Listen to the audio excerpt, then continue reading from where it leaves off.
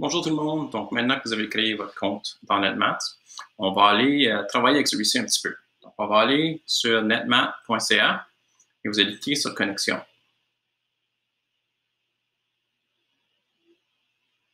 Maintenant, nous autres, on va accéder comme un enseignant en bas ici. Les élèves vont accéder à partir de cet endroit ici. Nous autres, on accède en bas comme enseignant. On va rentrer notre login et mot de passe. On va faire me connecter.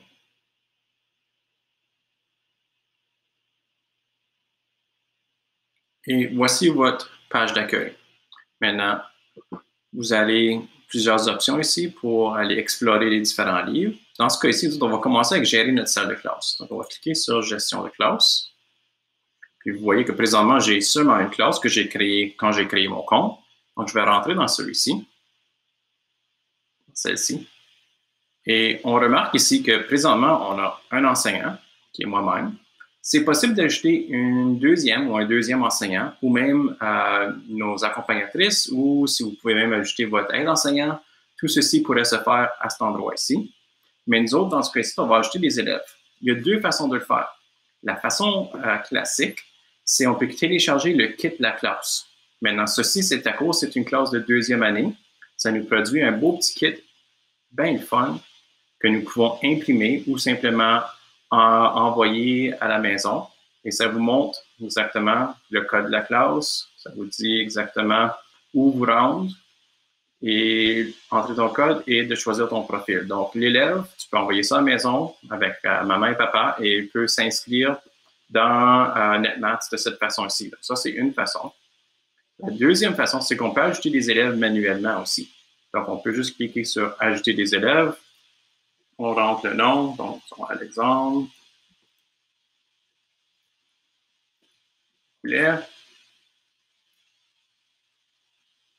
Voilà, et donc tu peux aller modifier et ajouter tous les élèves manuellement de cette façon-là. Moi, je vous suggère d'utiliser le code de la classe, ça va être beaucoup plus facile, même pour les tout petits.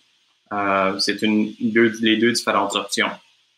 Par après, une fois qu'on a notre classe avec nos élèves, on peut venir ici dans Livret, ou les livres, excusez.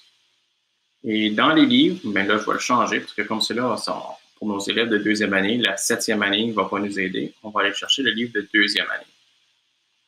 Puis là, on peut voir toutes les activités qui sont disponibles. Puis, on peut également aller choisir, si on retourne dans un autre livre, donc on peut aller explorer les différentes activités. Puis, après ça, on peut explorer aussi selon le programme ministériel. Donc, on peut aller consulter. On est dans le curriculum de l'Ontario, de la 3e année dans ce principe, si on veut, ou l'année qu'on veut. Puis là, ça va vous montrer toutes les activités qui sont reliées, domaine par domaine, unité par unité.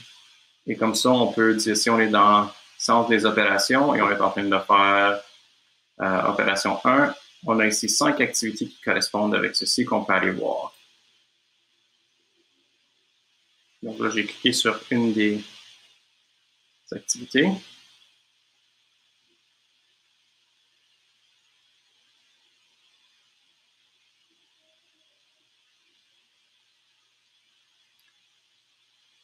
Et on peut, après ça, la feuilleter, puis voir exactement qu'est-ce que ça nous demande, qu'est-ce que ça a de l'air. On peut aller voir toutes les différentes pages de celle-ci. Et si on décide qu'on veut ajouter aux favoris, si on ne veut pas l'envoyer de suite, si on fait des recherches pour la semaine prochaine, ou on peut seulement envoyer l'activité.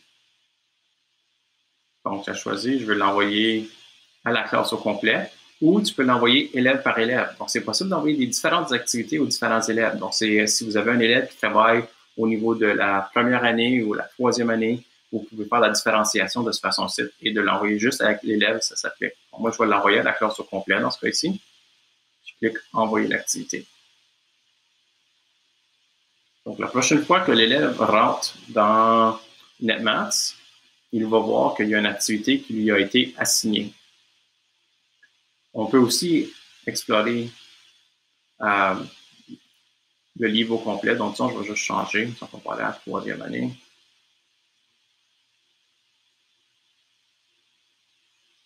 On a ici les tâches diagnostiques.